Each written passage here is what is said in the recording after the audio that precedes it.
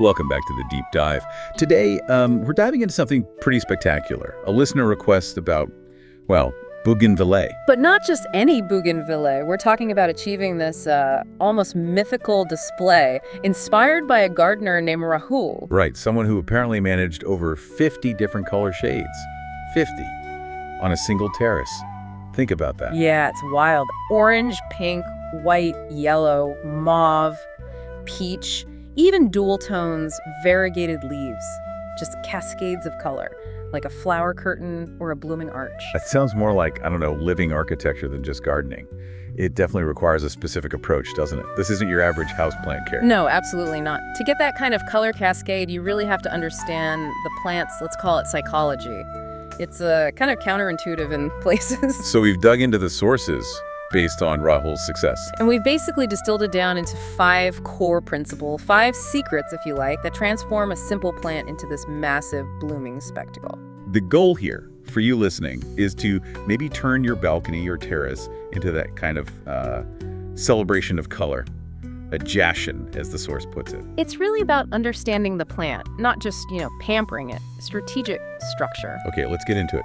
What are these 5 secrets to unlocking this unstoppable bloom? Well, we have to start at the very beginning, the foundation, the soil, or what, professionals call the media. Right, the media. Yeah. And the first big takeaway seems to be, this plant doesn't want to be spoiled. Exactly. That's rule number 1. Forget rich, heavy, overly nutritious soil. Bougainvillea actually hates that. Hates it. Yeah, that sounds strong. Well, the sources say it gets angry in Araz. If the soil is too heavy, too sticky, holds too much water, it just focuses on survival, not flowers. It sort of sulks. Okay, so no luxury potting mix. What is the formula, then, for a happy, efficient root system? It needs structure, efficiency. Rahul's formula is pretty strict, based on 3 simple things: garden soil, métis, river sand, red, and compost you want. Simple ingredients, but the balance is key, right? What are the ratios? Precision matters, yes. It's 50% regular garden soil. Okay, half garden soil. Then 25% river sand, coarse river sand specifically. This is crucial. Not drainage. Exactly. It keeps the water moving, prevents sogginess, lets air get to the roots, very important. And then the final 25% is vermicompost. Just 25% compost. Not for heavy feeding, then? No, it's more for trace nutrients, beneficial microbes, not bulk feeding. But that basic mix isn't quite the whole story for that massive display. Ah, okay. There were those additives mentioned, specific ones. Yes, this is where the sort of technical bit comes in. For those really dense flower clusters, you need fortifiers. Bone dust, cornflakes, and a little superphosphate. Right, bone dust, hornflex, superphosphate. Why those specifically? What are they doing? They're providing key nutrients, but in a structural way. Superphosphate and bone dust deliver phosphorus. Essential for roots, yes, but critically for triggering the flowering process, for turning leafy growth into blooms. So it helps the flowers actually form and open within those clusters. That's the idea, yeah.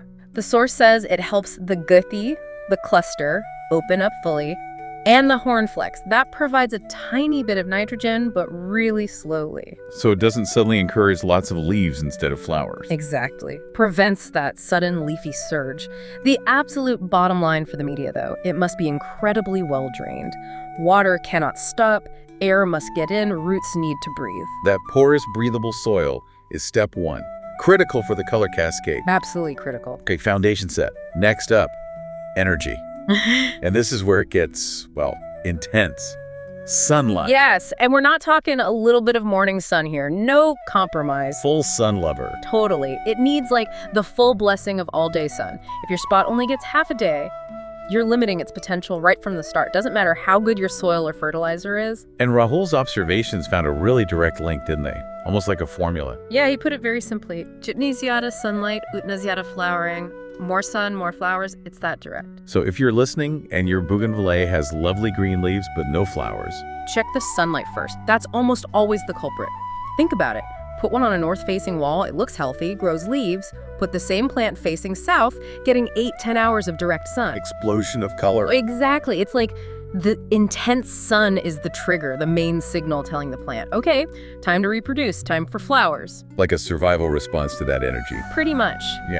Channeling all that solar power into blooming. So the key takeaway for you is sunlight dictates the bloom potential, period. Fertilizer can't fix low light.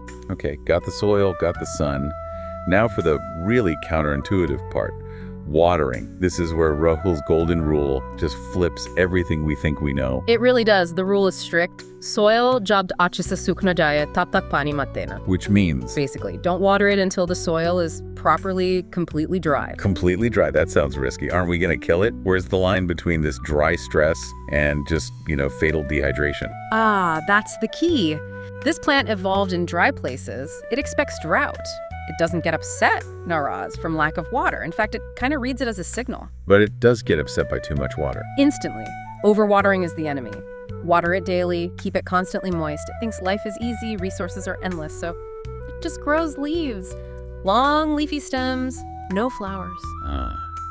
So the lack of water, the dryness, that's the stress that actually triggers the flowering. Like a survival mechanism. Quick, make seeds before the drought gets worse. Precisely. That dry stress forces it into its reproductive cycle. So for that non-stop bloom, you have to embrace the dry stress. How do you apply that practically, though? How dry is completely dry? You have to feel the soil. And not just the top inch. Stick your finger down 2, maybe 3 inches. If you feel any coolness, any dampness at all, skip watering that day. Maybe another day. Or even 2. Only water when it feels properly dry deep down. Or, another trick, when the whole pot feels surprisingly light when you lift it. That means the water's gone. Wow. Dry stress is the key. Fascinating. Okay, so we're stressing it with thirst, but it still needs food, right? Yeah. Let's talk fertilizer. Rahul suggests light, balanced feeding every 15 days. Yeah, consistency is important here. Because it's under stress, you need to provide fuel, but crucially, keep the nitrogen low. Remember, nitrogen means leaves. You want phosphorus, the P in NPK, for blooms. So a bloom booster type formula, but not too strong. What's the dosage? Keep it light. For a standard, say, 6-inch pot, just 1 teaspoon of a balanced granular fertilizer, maybe something like a 10-30-20 or similar. 1 teaspoon every 2 weeks for a small pot. Yes, and you increase that proportionally for bigger pots. But stick to that 15-day schedule. You're sustaining the bloom, not forcing massive growth. And there was a really important safety warning about applying the solid fertilizer. Cannot forget this one. Oh, absolutely critical. You can actually kill the plant if you mess this up. Yeah. Never, ever apply solid granular fertilizer to bone-dry soil and just leave it there. Why not? Because the dry granules will actually pull moisture out of the roots through osmosis. It's like a chemical burn. It severely dehydrates and damages them. Ouch. Okay, so what's the correct procedure? Simple. Apply the measured dose of solid fertilizer to the soil surface, then immediately water the plant thoroughly. Water it in well. So the water dissolves the fertilizer and carries it to the roots safely. Exactly. It ensures the nutrients are available only when the roots are hydrated. Controlled feeding, safe feeding. Makes sense. And was there a pro tip for really keeping that bloom going for months? Yes. For that truly unstoppable display, combine the solid granular feed every 15 days with a liquid fertilizer feed once a month. Liquid feed too. Yeah, something water-soluble. It gives a quick, readily available energy boost, while the granular provides the slow, sustained release. Best of both worlds. Got it. Solid foundation, max sun, dry, stress watering, careful feeding. What's the 5th secret? This one seems crucial for the look, the shape. Pruning. Yes, pruning. The bloom multiplier. Absolutely essential if you want that dense wall covering effect or that perfect arch. Because if you don't prune, the branches just get long, thin, maybe a bit straggly. They only flower right at the very tips. You get sparse, uneven blooming, not that solid curtain of color. Okay, so pruning for density and shape. When's the best time? And how much do you cut? Timing is important. You absolutely must avoid heavy pruning during the really extreme weather, deep winter cold, or the peak heat of summer. The plant's already stressed then. So spring and autumn mainly, or milder periods. Exactly. But light pruning, just trimming to maintain the shape you want, you can pretty much do that anytime outside of those extremes. And explain the multiplier effect. How does cutting increase flowers? It's like magic, really. When you cut a branch, the plant responds. Instead of just growing from that one tip, it activates buds further back. So just below your cut, 2, maybe 3 new shoots will emerge. Right, lateral branches. Exactly. And every single one of those new branches is a potential site for a new flower cluster in the next blooming cycle. Wow, so every cut potentially triples the blooms in that area. You got it. Pruning isn't just tidying up, it's actively boosting future flowers and creating that dense structure, non-negotiable for that spectacular look. Okay, this paints a really clear picture of Rahul's method. If we tie these 5 points together, what's the underlying philosophy? I think the core idea connecting all these points is what the source said. Bougainvillea shata hai samaj se nahi kayal se. It runs on understanding, on structure, not just, fussing over it or pampering it. Understanding its specific, almost harsh needs. Precisely. It rewards the gardener who gets it, who provides that light, airy soil, the intense sun, the structured thirst, the right fuel at the right time, and the disciplined shaping. Not the gardener who drowns it with kindness and rich food. So let's quickly recap those 5 points for everyone listening. Nail these down. First, media. Light, super well drained. At 502525 soil sand compost mix, plus those phosphorus boosters like bone dust. Second, sunlight, full day, all day. 8 hours plus minimum for peak bloom, non-negotiable. Third, watering. The dry stress rule. Wait until it's properly dried deep down before watering again.